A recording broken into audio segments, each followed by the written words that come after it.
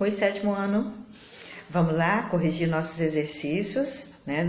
E agora vamos corrigir os exercícios. Vocês já viram o conteúdo do capítulo 8, distribuição e diversidade étnico-cultural, tá? Agora nós vamos corrigir os nossos exercícios, né? Os conceituais e os contextualizados, ok? Tudo bem? Então vamos lá. Então vamos aos nossos exercícios conceituais, tá? A número 1 tá aí. Explica a diferença entre raça e etnia. Bom, gente, olha só.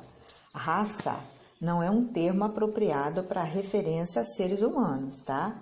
Por quê? O humano é uma única raça, tá? Enquanto etnia diz respeito a quê? Às tradições, aos hábitos e costumes dos diferentes grupos, ok? 2. Relacione a escravidão africana com a exclusão social vivenciada pelos negros no país. Olha só, o que acontece? O sistema escravista que nós tivemos, ele proporcionou o surgimento do preconceito em torno da população negra.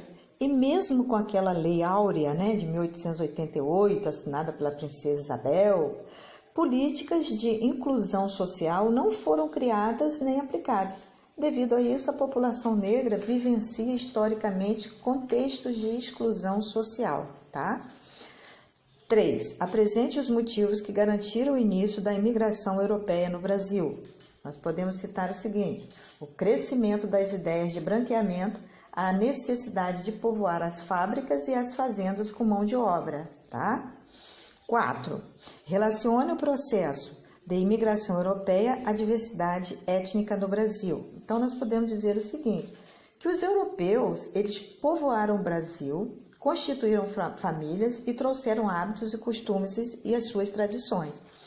Lembrando que os primeiros europeus que chegaram ao Brasil foram os portugueses, e eram homens, tá? O que deu início a um intenso processo de miscigenação, né, entre eles e as mulheres indígenas, tá? Agora aí, 5.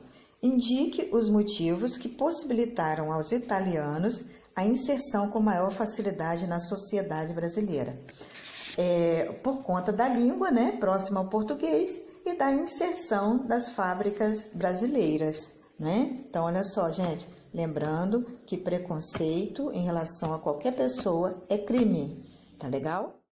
Vamos então à correção dos exercícios contextualizados, tá? Então, a primeira questão, a gente tem aí uma imagem, essa imagem, aí logo abaixo diz que no primeiro Congresso Mundial das Raças, o médico ilustrou as reflexões sobre a sociedade brasileira e essa pintura foi utilizada na época para indicar o quê? Letra B, que é o branqueamento da população, tá?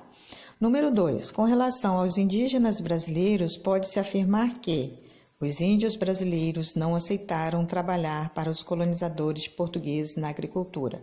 Não por preguiça, né, gente? Mas sim porque eles não conheciam a agricultura. Então, eles não queriam trabalhar. Então, só pode ser a letra B. Agora aí, número 3.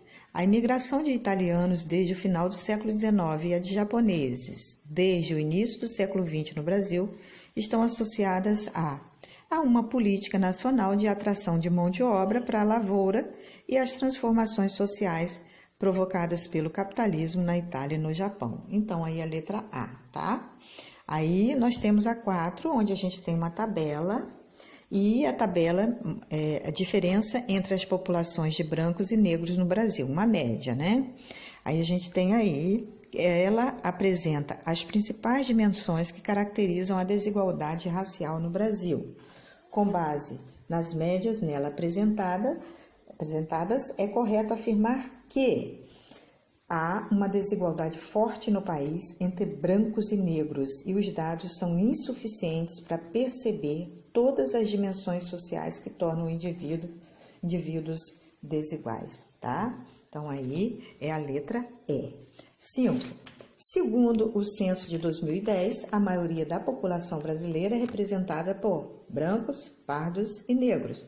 No entanto, pela primeira vez, os brancos representam menos da metade da população. Considerando os principais grupos étnicos, que contribuíram para a composição da população, nós podemos dizer que é a letra A, tá? Os primeiros europeus que chegaram ao Brasil eram portugueses e homens, o que deu início a um intenso processo de miscigenação do nosso Brasil, ok?